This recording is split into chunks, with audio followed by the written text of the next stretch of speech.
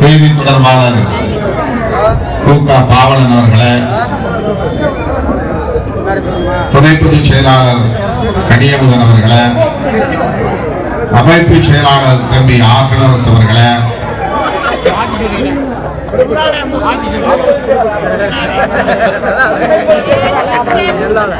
அமைப்பு செயலாளர் மோ எல்லாளன் அவர்களே, தம்பி கண்ணதாசன் அவர்களே மற்றும் மாவட்ட மாநில ஒன்றிய நகர பொறுப்பாளர்களே, பெயர்கள் விடுபட்டிருந்தால் பொறுத்துவிட வேண்டுகிறேன். திரளாக கூடியிருக்கிற என் உயிரின் உயிரான விடுதலை அனைவருக்கும் என்னுடைய பணிவார்ந்த வணக்கத்தை தெரிவித்துக் கொள்கிறேன். குண்டறிக்கை எதுவும் அச்சிடவில்லை. அதனால் அனைத்து பொறுப்பாளர்களின் பெயர்களையும் இடைவெளி வைத்து சொல்ல இயலவில்லை. பொறுத்திட வேண்டும் என்று கேட்டுக் கொள்கிறேன்.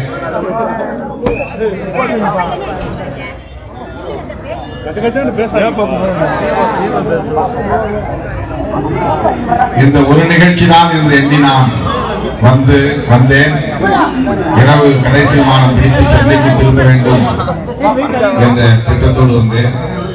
ஆனால் இதற்கு அடுத்து இன்னும் 6-7 நிகழ்ச்சிகளை வைத்திருக்கிறார்கள். பூதக்குடி, செல்லக்கவுண்டன்பட்டி, மேலவாசல், கோமாஸ்பாளையம் என்று வழிநடுக நிகழ்ச்சிகளை ஏற்பாடு செய்திருக்கிறார்கள். என்னிடத்தில் இது பற்றி எந்த தகவலும் சொல்லவில்லை. ஆகவே நான் விரைந்து செல்ல வேண்டும், அந்த நிகழ்ச்சிகளில் எல்லாம் பங்கேற்க வேண்டும் என்கிற நெருக்கடியில் நிற்பதால் இங்கே யாரையும் பேச அனுமதிக்காமல் அனைவரின் சார்பாகவும் நான் உங்களிடையே சில நிமிடங்கள் உரையாற்ற இருக்கிறேன். தம்பி முடக்காத்தான் பாண்டியனை சமூக விரோதிகள், சாதி வெறியர்கள்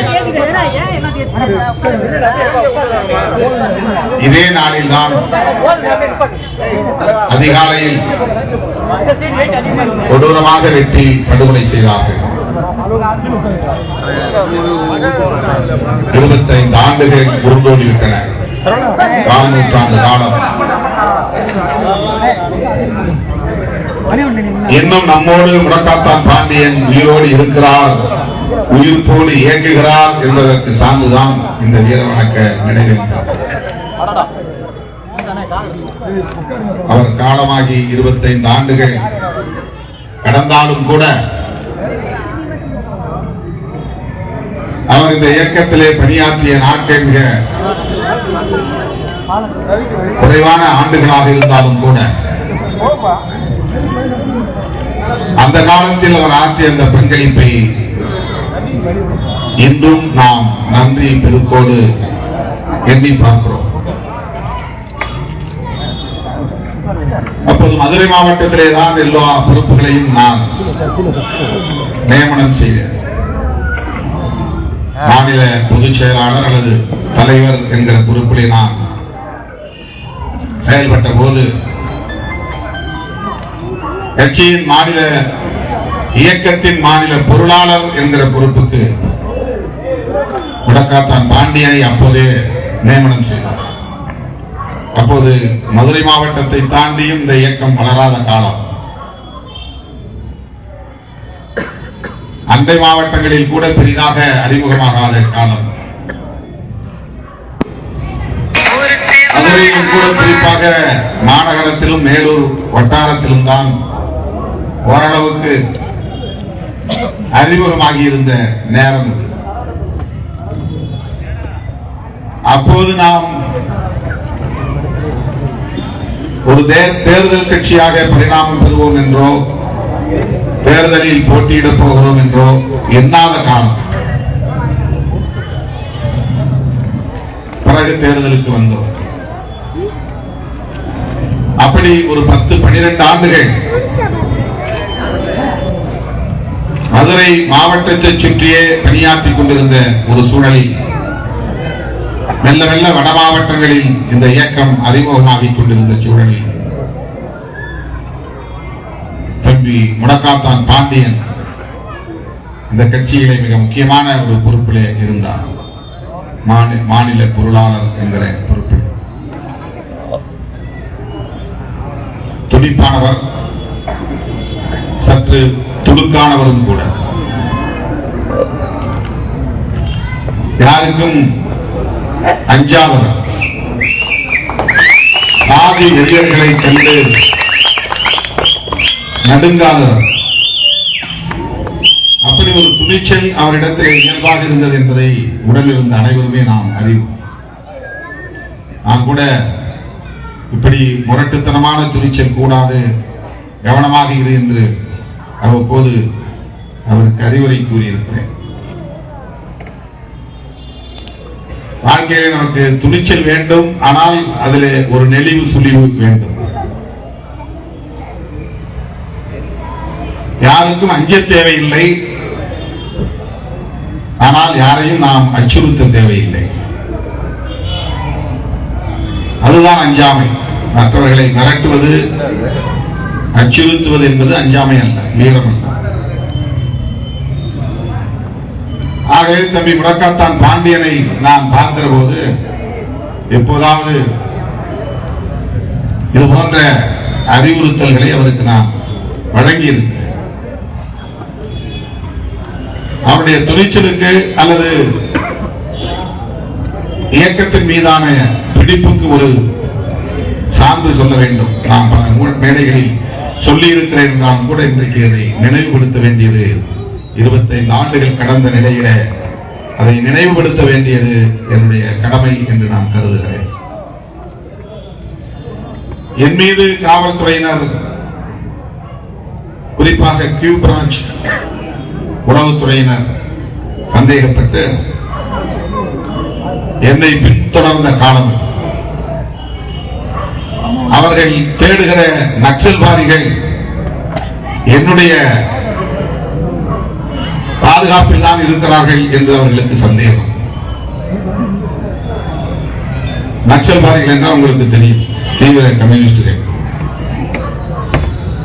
கம்யூனிஸ்டுகளிலேயே தீவிரமானவர்கள், தேர்தல் பாதை வராதவர்கள், எதையும் செய்ய துணிந்தவர்கள், ஆயுதம் ஏந்துவதற்கும் அந்நியமாய் இருந்தவர்கள். அதிலே அவர்களுக்கு ஓரிரு நபர்கள் தேவை, தேடினார்கள். அவர்கள் தென் மாவட்டங்களுக்கு வந்தால் இந்த இயக்க தோழர்களின் பாதுகாப்பில் தான் இருக்கிறார்கள் என்று யாரும் சொல்ல, அவர்களை பிடிப்பதற்காக என்னை பின்தொடர ஆரம்பித்தார்கள். அது ஒரு நீண்ட வரலாறு, நெடுநேரம் பேச வேண்டியிருக்கும். அப்போது கியூ பிரான்ச் காவல்துறையினர் முடக்காத்தான் பாண்டியனை வந்து எழுப்பி, உங்க அண்ணன் கூப்பிடுறாரு, உங்களை அழைச்சி வர சொல்றாரு அப்படின்னு நடுநீசி வேலை 2 மணி அல்லது 3 மணி அளவில் வந்து எழுப்பி இருக்கிறார்கள். நீங்க யார்? நாங்கள் காவல்துறையினர், உளவுத்துறையினர். எந்த உளவுத்துறை? Q branch. சராசரியாக உள்ளவர்கள் போலீஸ் கூப்பிடுறாங்கன்னு பயம் வந்துருக்கும். கியூ பிரான்ச் அப்படின்னு என்ன கொஞ்சம் பயம் வரும். உடனே சரி, எங்க இருக்கிறாரு, நான் எங்க வரணும் அப்படின்னு கிளம்பி இருப்பாங்க. ஆனா அந்த தம்பி அந்த நேரத்தில்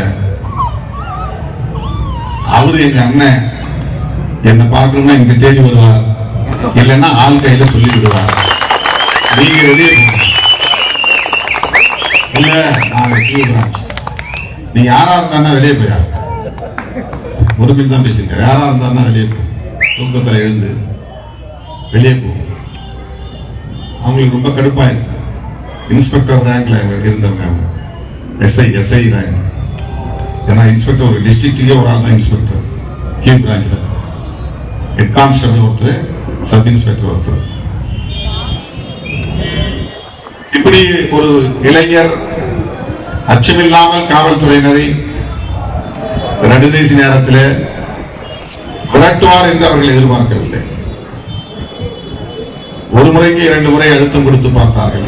விடிட்டு நான் போய் அவரை பார்க்கிறேன், ஏன்னா அவர் யாராவது அனுப்பி வைப்பார், நான் அவங்கள்ட்ட பேசிக்கிறேன், நீ வெளியே போங்க அப்படின்னு சொல்லி வேண்டியிருக்கேன். கோயம்புத்தூர்ல வந்து அந்த அதிகாரிகள் என்கிட்ட சொல்றாங்க, இப்படி ஒரு பையனை போய் பார்த்தோம், நல்ல ஆளுங்களை தான் நீங்க கூட வச்சிருக்கீங்க, போதா பேசுறான் பையன். ஆனா அவனுக்கு தெரியும் இந்த நக்சல் பாரி எங்கே இருக்கிறான்னு. அவன் பேரை சொல்லி கேட்டா உண்மையை சொல்ல மாட்டேன்டா, நீங்க தான் எங்களுக்கு உண்மையை சொல்லணும். என் கூட இருக்கிற தம்பிக்கே அந்த துணிச்சல் இருக்குன்னா அப்புறம் எனக்கு எப்படி இருக்கு?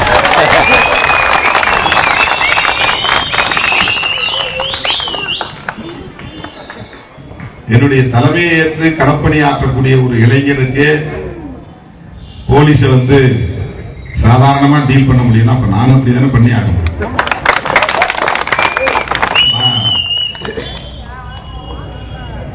நீங்க போய் சென்னை மதுரையில் இருங்க, நான் மதுரைக்கு வந்த பிறகு சந்திக்கும் சொன்னேன்.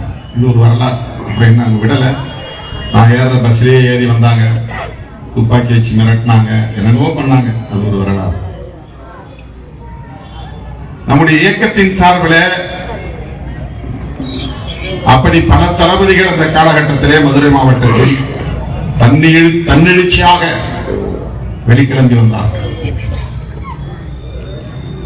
அதனால்தான் இன்றைக்கு 35 ஆண்டுகளாக இந்த இயக்கம் தமிழக அரசியலில் தாக்குப்பிடித்திருக்கிறது.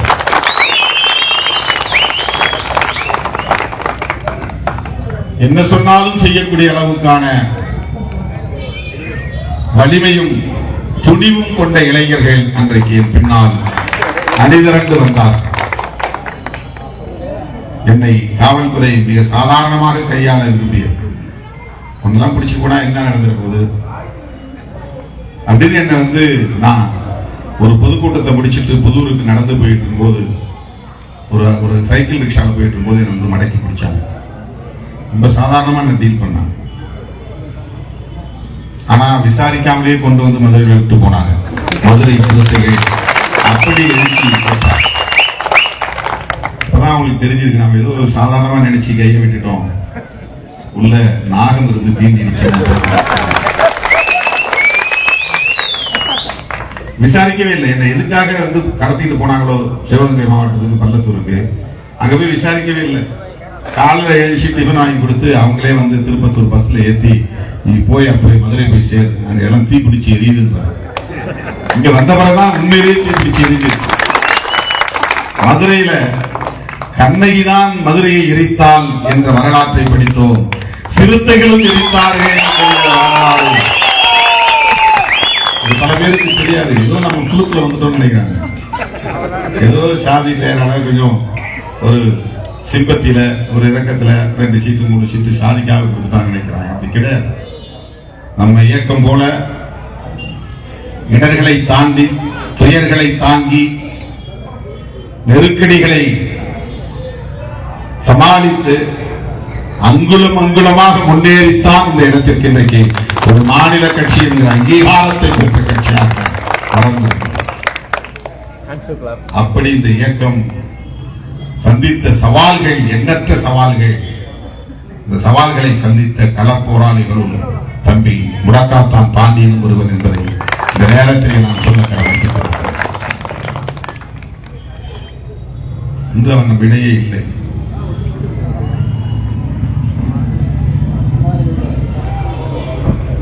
இருந்திருந்தால் இந்த கட்சியிலே இன்றைக்கு மிக முக்கியமான ஒரு பொறுப்பிலே இருந்திருக்க வாய்ப்பு இருக்கு.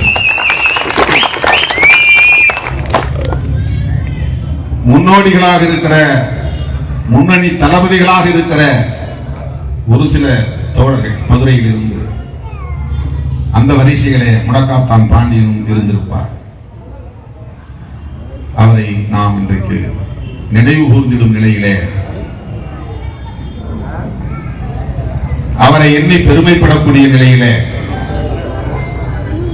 அவருக்கு வீர வணக்கம் செலுத்தக்கூடிய நிலையிலே இதையெல்லாம் நாம் எதிர்கொண்டு வருகிறோம்.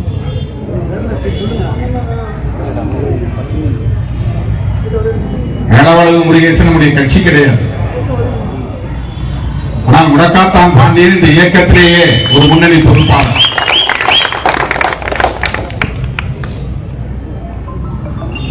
அதனால் குற்றவாளிகளை உடனடியாக கைது செய்ய வேண்டும் என்று இயக்கம் மதுரையிலே தென் மாவட்டங்களிலே மட்டும்தான் இருக்கிறது, குறிப்பாக மதுரையில் தான் இருக்கிறது என்றாலும் கூட அன்றைக்கு நான் துணிந்து முழு அடைப்பு போராட்டத்தை அறிவிப்பு செய்தேன். பந்து போராட்டத்தை தமிழ்நாடு முழுக்க பந்து நடத்தும், குற்றவாளியை கைது பண்ணணும், இந்த குடும்பத்தில் அவருடைய துணைவியாருக்கு அரசு வேலை வாய்ப்பு வழங்கணும், உடனடியாக இழப்பீட்டு தொகையை வழங்கணும், இது பல கோரிக்கைகளை வைத்து பந்து அறிவிச்சோம். அப்ப ஜெயலலிதா அம்மையார் முதலமைச்சராக இருந்தார். பந்துக்கு முதல் நாள் என்ன சென்னையில் வச்சு அரெஸ்ட் பண்ணிட்டாங்க.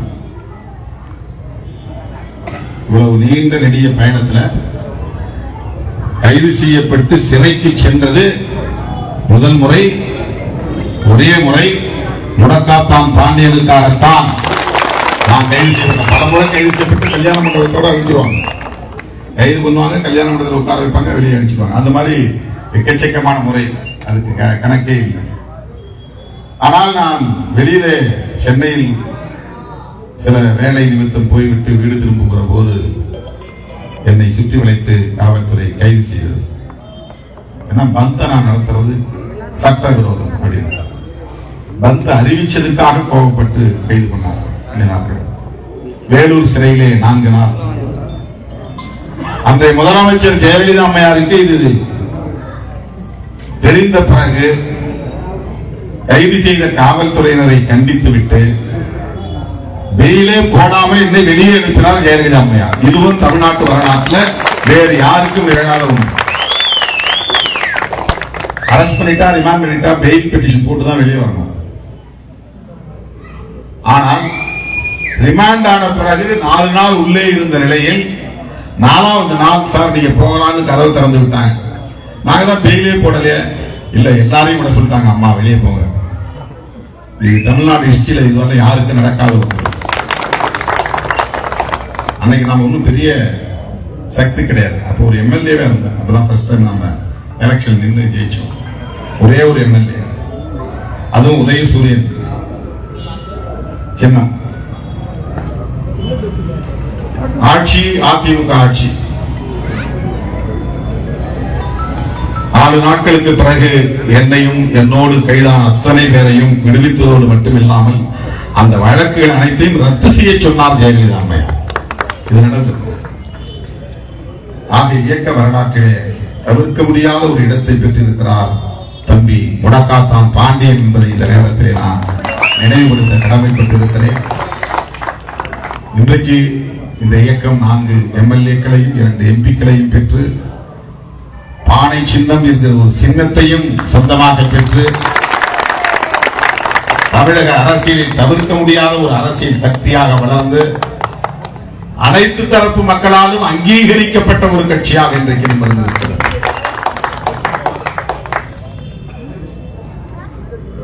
இரண்டாயிரத்தி 26 சட்டப்பேரவை தேர்தல் நெருங்கிக் கொண்டிருக்கிறது. விடுதலை சிறுத்தைகள் இந்த தேர்தலில் மிக முக்கியமான ஒரு துருப்புச் சீட்டாக இருக்கிறது. தினந்தோறும் தேர்தலை பற்றித்தான் நம்மிடையே கேள்வி.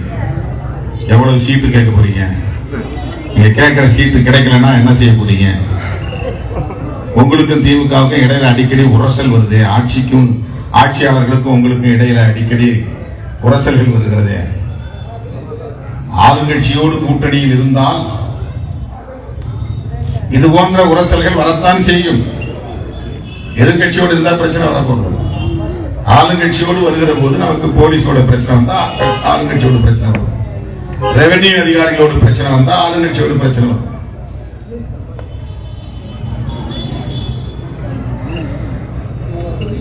ஆளுங்கட்சி கூட்டணியில் இருக்கிற போதே நமக்கு அவ்வளவு நெருக்கடிகள் இருக்கிறது என்பது உண்மைதான். இன்னைக்கு மதுரை உயர்நீதிமன்றத்தில் அரசியல் கட்சி கொடிகளை எல்லாம் அப்புறப்படுத்துங்கன்னு ஒரு ஆர்டர் போட்டாங்க. உடனே போலீஸுக்கு வருவாய்த்துறை அதிகாரிகளுக்கு எல்லாம் திருநெல்வேலி அல்வா சாப்பிட்ட மாதிரி ஆயிடுச்சு. எந்த கட்சி கொடி அகற்றாங்களோ இல்லையா, எங்க சிறுத்தை கொடி இருந்து தேடி பார்க்கலாம். சிதம்பரத்திலேயே சிறுத்தை கொடிய புல்டோசர் வச்சு இடிக்கிறான். பெரம்பலூர்ல இடிக்கிறான், அரியலூர்ல இடிக்கிறான், கடலூர்ல இடிக்கிறான். மற்ற கட்சி கொடியா இருக்கு, அதெல்லாம் அப்புறம் இடிப்போம்.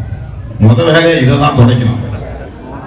அவ்வளவு காழ்ப்புணர்ச்சி அதிகார வர்க்கத்திடம் மேலோங்கி இருக்கிறது. இவங்க எல்லாம் இப்படி ஒரு சக்தியா வளரணுமா? இவங்க கொடி இப்படி 100 அடியில் 100 இடங்களுக்கு மேல் 60 அடி உயரத்தில் விடுதலை சிறுத்தைகளின் கொடிக்கம்பம் இந்த மணிவிழாவை ஒட்டி நிறுவப்பட்டது. 100 இடங்களுக்கு மேலாகிவிட்டது. 60 அடி 62 அடி 62 அடி உயரம் கொடிக்கம்பத நடனா கீழே எவ்வளவு பெரிய ஆழம் பறிக்கணும், வீடு அமைக்கணுங்கிறது உங்களுக்கு தெரியும். அதுக்கு எவ்வளவு செலவாகும் தெரியும். ஒவ்வொரு இடத்திலும் போலீஸ் வந்து தடுப்பான். அனுமதி வாங்கினியா, அனுமதி வாங்கினேன், அனுமதி வாங்கினேன். ஆனா நாங்க ஆளுங்கட்சி கூட்டணி தான். இதையெல்லாம் எதிர்கொண்டு சமாளித்துக் கொண்டே போராடிக்கொண்டே ஆளுங்கட்சி கூட்டணியில் நாம் நீடிக்கிறோம். பொதுவா என்ன சொல்றாங்கன்னா, ஏன் அவ்வளவு தூரம் கசப்பு சண்டை, வெளியே வர வேண்டியதானே? இது சராசரி மனிதர்களின் சிந்தனை. இது அரசியல் முக்கியாக இருக்க முடியாது. அரசியல் களத்திலே நாம் இருக்கிற போது எல்லாவற்றையும் கவனத்திலே கொண்டுதான் ஒரு முடிவு எடுக்க முடியும். ஒரு பிரச்சனை மட்டும் கவனத்தில் கொள்ள முடியாது. ஒரு டிரான்ஸ்பர் கேட்டோம், டிரான்ஸ்பர் போட்டு கொடுக்கல, அதுக்காக கூட்டணி விட்டு வெளியே வாங்க. அட்மிஷன் கேட்டோம், அட்மிஷன் கிடைக்கல, கவர்மெண்ட் காலேஜில் கூட உதவி செய்ய மாட்டேங்கிறாங்க, அதிருப்தி, அதுக்காக கூட்டணி விட்டு வெளியே வாங்க. கோரிக்கைகள் 100 கோரிக்கைகள் வைக்கிறோம், 1-2 தான் நிறைவேறுது, 98 99 நிறைவேறல, அதுக்காக கூட்டணி விட்டு வெளியே வாங்க.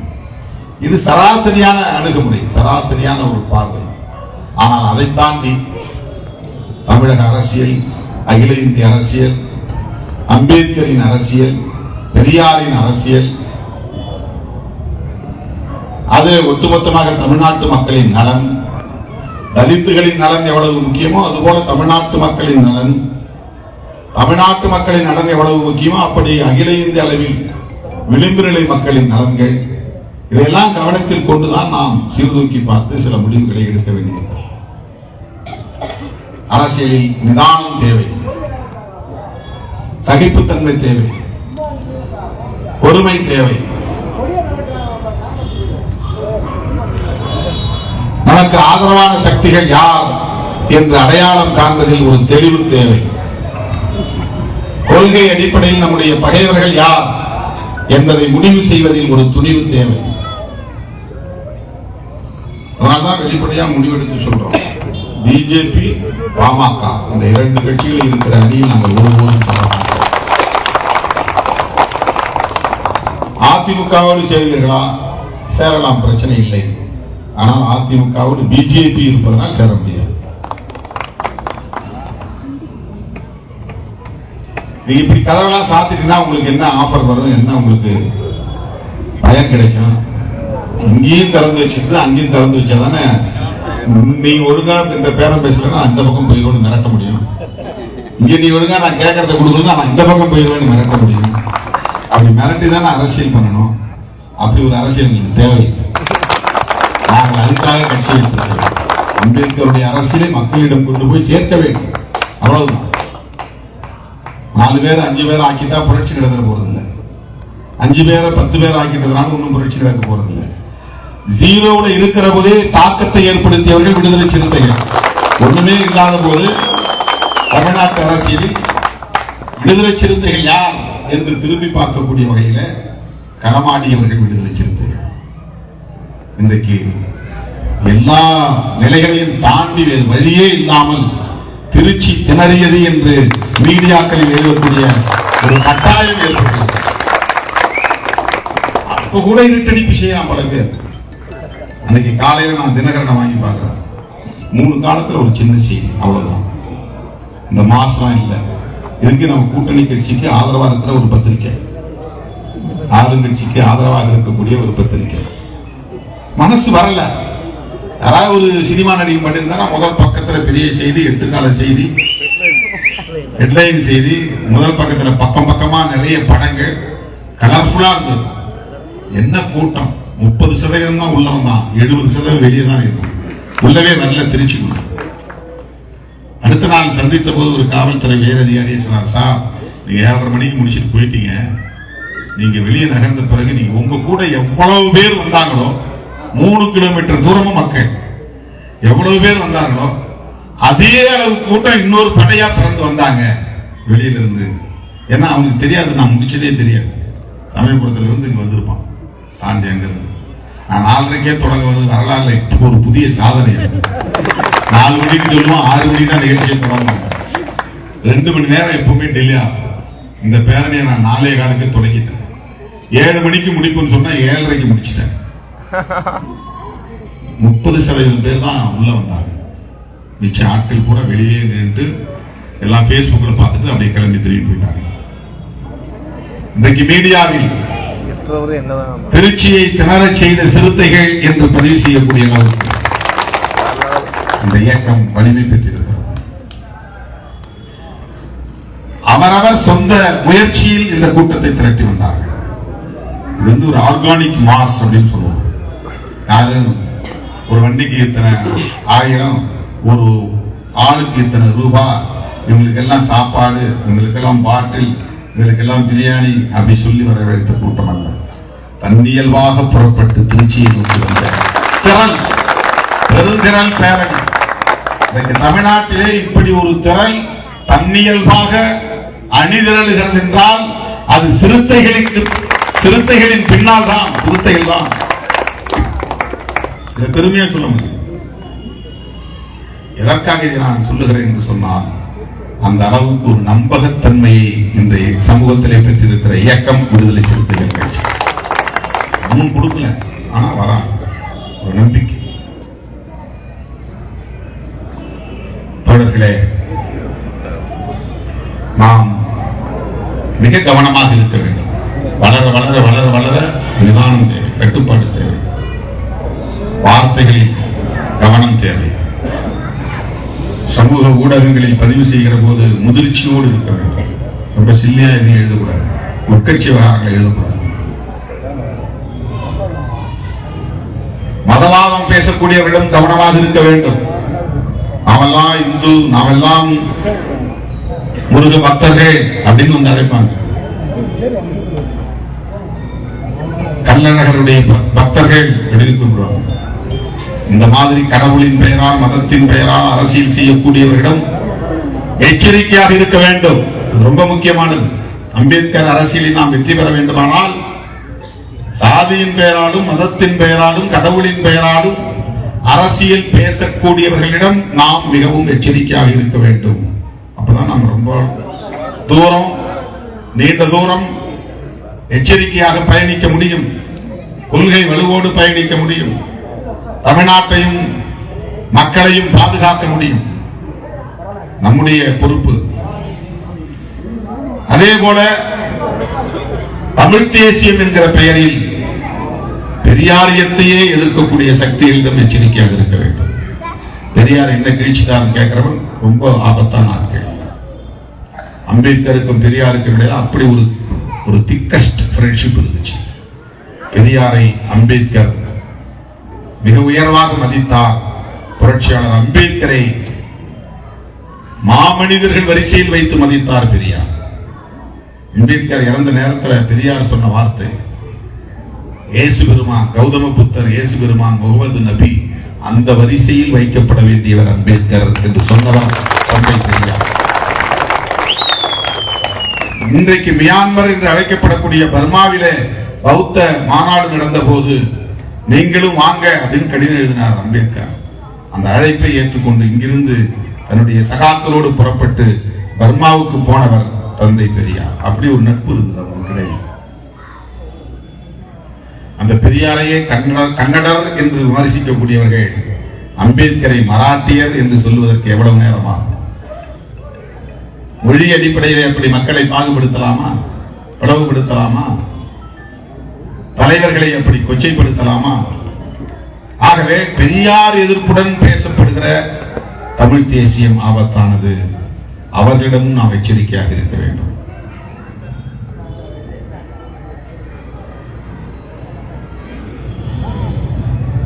இடதுசாரி அரசியல் தான் விடுதலை சிறுத்தைகளின் அரசியல். சமூக நீதி அரசியல் தான் விடுதலை சிறுத்தைகளின் அரசியல். தேசிய அளவில் புரட்சியாளர் அம்பேத்கருடைய அரசியல் தான் இன்றைக்கு விவாதிக்கப்படுகிறது. அதுதான் மதச்சார்பின்மை காப்போம். நான் எங்கிருந்து அதெல்லாம் எடுக்கிறேன். ஒருத்தர் கேட்டார், அவ்வப்போது நீங்க நடத்துற மாநாடுகள்லாம் ஒரு புது புது செய்தியை சொல்லுது. இதெல்லாம் எங்கிருந்து எடுக்கிறீங்க? அம்பேத்கரிஸ்டா இருந்தா இதெல்லாம் தானா வரும். எனக்கு புதுசா போய் தேட வேண்டிய அவசியம். அம்பேத்கரை முழுமையாக படிக்கிறேன். அதனால் எனக்கு மதச்சார்பின்மை என்கிற கருத்தை புரிந்து கொள்ள முடிகிறது. மதம் மக்களுக்கானது, அரசுக்கானது அல்ல என்று சொல்ல முடிகிறது. அதை சொல்லுவதற்கு ஒரு பேரணி. இதுதான் மெசேஜ். லட்சக்கணக்கான சிறுத்தைகள் திரண்ட பேரணி சொன்ன ஒரே செய்தி, மதம் மக்களுக்கானது. மக்கள் எந்த மதத்திலும் இருக்கலாம். முஸ்லீமா மாறலாம், கிறிஸ்தவனா மாறலாம், இந்துவா இருக்கலாம், பார்சியா இருக்கலாம், சீக்கியனா இருக்கலாம், பௌத்தனா இருக்கலாம், சமணனா இருக்கலாம், எந்த மதத்தை சார்ந்தவனாக இருக்கலாம். கவர்மெண்ட் அப்படி இருக்கக்கூடாது, அரசாங்கம் அப்படி இருக்கக்கூடாது. எல்லாரையும் சகோதரர்களா பார்க்கணும். எந்த மதத்தையும் எதிர்க்கவும் கூடாது, எந்த மதத்தையும் ஆதரிக்கவும் கூடாது. இதுதான் மதச்சார்பின்மை. இதை சொன்னவர் யார்? திருமாவளவன் அல்ல, புரட்சியாளர் அம்பேத்கர். கான்ஸ்டிடியூஷன் சொல்லுகிறது, அரசமைப்பு சட்டம் சொல்லுகிறது. அந்த கருத்தை வலியுறுத்தக்கூடிய பேரணி இந்தியாவிலேயே விடுதலை சிறுத்தைகள் தான் நடத்தி காட்டியிருக்கிறோம். வேற எந்த அமைப்பும் நடத்தல. வக்ஃபு திருத்த சட்டத்தை கண்டிச்சு அறிக்கை விட்டாங்க, முடிஞ்சு போச்சு, அடுத்த வேலைக்கு போயிட்டாங்க. ஆனா நாம் அதுவே எங்கள் தலைவர் புரட்சியாளர் அம்பேத்கர் எழுதிய அரசமைப்பு சட்டத்தை நீர்த்து போக செய்கிற சதி முயற்சி என்று அடையாளப்படுத்தினோம். அருமை தோழர்களே, இத்தகைய கொள்கை புரிதலோடு இன்றைக்கு நாம் எல்லோரும் இணைந்து நிற்கிறோம், கூடி நிற்கிறோம். இன்றைக்கு நம்மோடு தம்பி முடக்காத்தான் பாண்டியன் இல்லையே என்கிற ஒரு ஏக்கம் நமக்கு இருக்கிறது. என்றாலும் அவர் நம்மோடு தான் இருக்கிறார், உயிர்ப்போடு தான் இருக்கிறார் என்கிற நம்பிக்கையோடு நாம் களமாடுவோம். 24ஆம் தேதி சென்னையிலே விருதுகள் வழங்கும் விழா இருக்கிறது. அந்த பேரணியில எத்தனை பேர் கோட் சூட்டு போட்டு வந்தீங்கன்னு என்னால பார்க்க முடியல.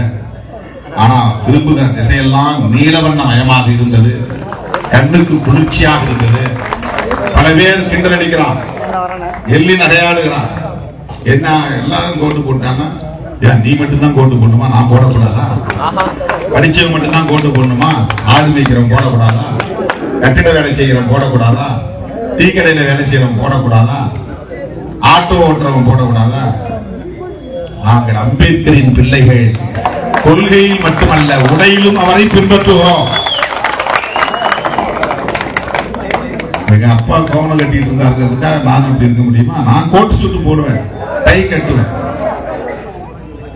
இதை உலகுக்கு உணர்த்துகிற ஒரு பேரணியாக அந்த பேரணி நடந்தது. அன்னைக்கு உங்களை பார்க்க முடியல. 24ஆம் தேதி இந்த கோட்டு சூட்டு தைச்சவன் எல்லாம் கம்பல்சரியா வரணும், சென்னைக்கு போட்டுக்கிட்டு வரணும். அந்த அரங்கத்துல வந்து கோட்டு சீட்டு போட்டு பாருங்க, டை கட்டாமலாம் வரக்கூடாது, கம்பல்சரியா டை கட்டணும். சில பேர் வெள்ளை சட்டை போட்டு கோட்டை அப்படியே திறந்துகிட்டு வந்தான். ஏன்னா அவனுக்கு வயிறு பெருசா இருக்கிறதுனால பட்டம் போடணும். எனக்கும் அப்படிதான் இருக்கு. நான் அளவு கொடுத்து கரெக்டா தச்சுட்டேன். நல்ல அளவு கொடுத்து தச்சு டை கட்டிட்டு வரணும். 24ஆம் தேதி சென்னையில் கலைவாணர் அரங்கில் நடைபெறுகிற விருதுகள் வழங்கும் விழாவில் சந்திப்போம். தம்பி முடக்காத்தான் பாண்டியனுக்கு எனது செம்மாந்த வீர வணக்கத்தை செலுத்தி, அடுத்தடுத்து பல்வேறு நிகழ்வுகள் இருப்பதனால் விரைந்து செல்ல நீங்கள் ஒத்துழைக்க வேண்டும் என கேட்டு முடிக்கிறேன். நன்றி, வணக்கம்.